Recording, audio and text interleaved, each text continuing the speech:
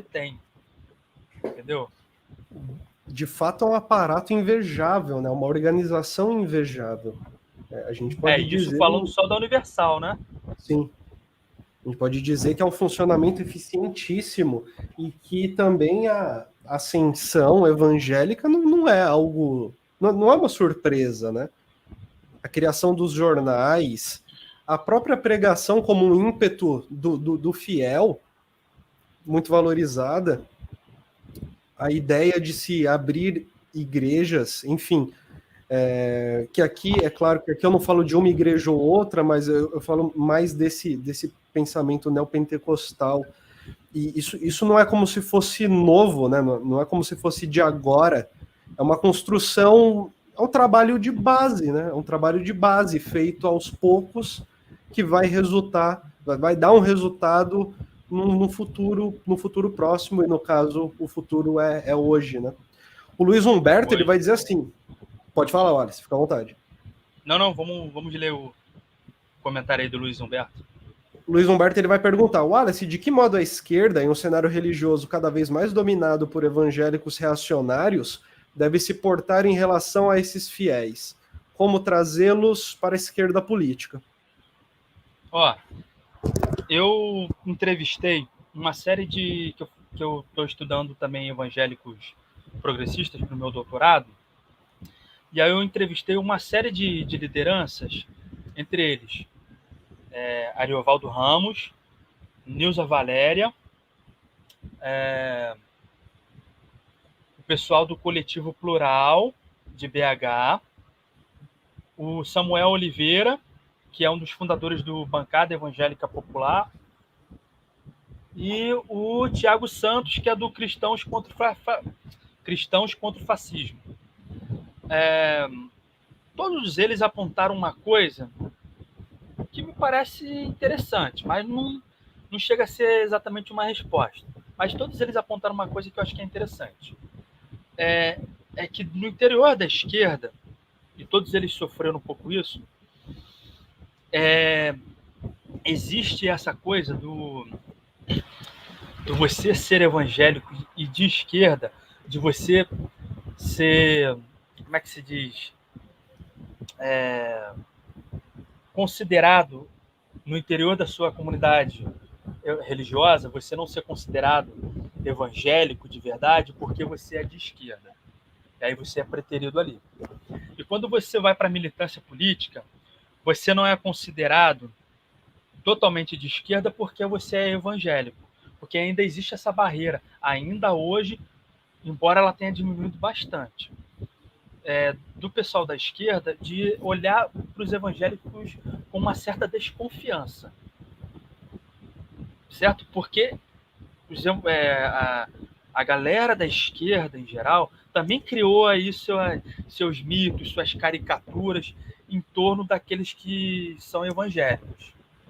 Então, o sujeito ele não é totalmente evangélico porque ele é de esquerda e ele não é totalmente de esquerda porque é evangélico. Eu acho que essa é uma coisa que tem que ser superada no interior da esquerda para uma maior inserção daqueles que querem fazer militância política, aqueles que são evangélicos que querem fazer militância política.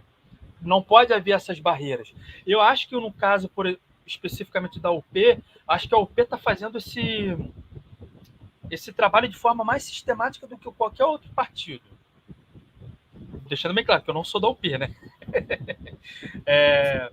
Porque essa resposta eles deram, essa resposta em relação à Igreja Universal, eles deram no dia seguinte. E eles já haviam publicado outras matérias no jornal deles, que se chama A Verdade, relacionados à questão do cristianismo e que dialoga muito com o universo evangélico. E eles fizeram questão de buscar uma candidatura lá em BH que fosse uma candidatura que mobilizasse a identidade evangélica. Inclusive, um dos membros do Coletivo Plural fala assim, poxa, o pessoal da UP fez uma questão danada que a gente se apresentasse como uma candidatura evangélica, uma candidatura coletiva evangélica. E eu acho que eles estão indo nesse sentido, mas é porque também a gente está vivendo esse contexto de acessão dos evangélicos e de um novo fôlego dos evangélicos progressistas. E eu acho que tem que ir um pouco nesse caminho. Um outro ponto que eu acho que me parece interessante, que dialoga com tudo isso que eu acabei de falar, que é não desconsiderar a dimensão, quando eu digo não desconsiderar, não desdenhar, não deixar de levar em consideração a importância do fenômeno religioso, não é bem essa palavra não, do fenômeno religioso na vida da pessoa. Porque às vezes, veja o caso, eu estava vendo aí uma apresentação do Ronaldo Almeida e do Ricardo Mariano, que são dois pesquisadores sobre evangélicos no Brasil. Aí o Ronaldo Almeida estava falando assim, poxa, e eu constatei isso, tá? Porque eu também pesquisei sobre os evangélicos, no caso da Igreja Universal. O sujeito, ele vai para a igreja e ele sai de lá com as ideias e com o ânimo renovado. Ele sai de lá querendo empreender, ele sai de lá querendo planejar sair do emprego para abrir seu próprio negócio. Ele sai de lá querendo deixar de procurar emprego para dar um jeito para abrir o seu próprio negócio. Ele sai de lá animado, ele sai de lá renovado. E ele sempre estabelece um antes e o depois. Nos evangélicos em geral, tá?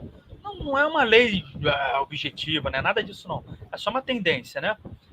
Os evangélicos tendem a estabelecer um marco temporal de acordo com a experiência que eles viveram. Então eles sempre falam, olha, eu era assim, agora eu sou assado. Eu era traficante de drogas, agora não sou mais. Eu era prostituta, agora não sou mais.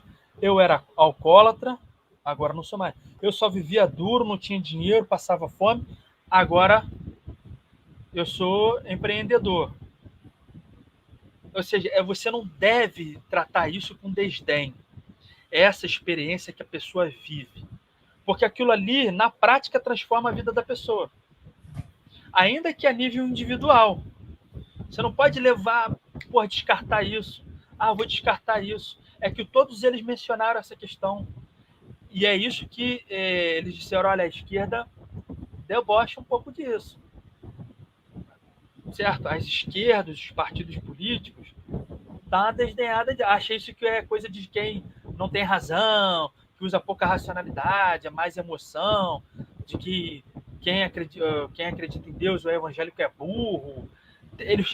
Todos eles, de forma não combinada, apontaram essa questão. Olha, tem alguma coisa aí que a gente deve, pelo menos, olhar e ficar mais atento a esse aspecto. Entendeu? Maravilha.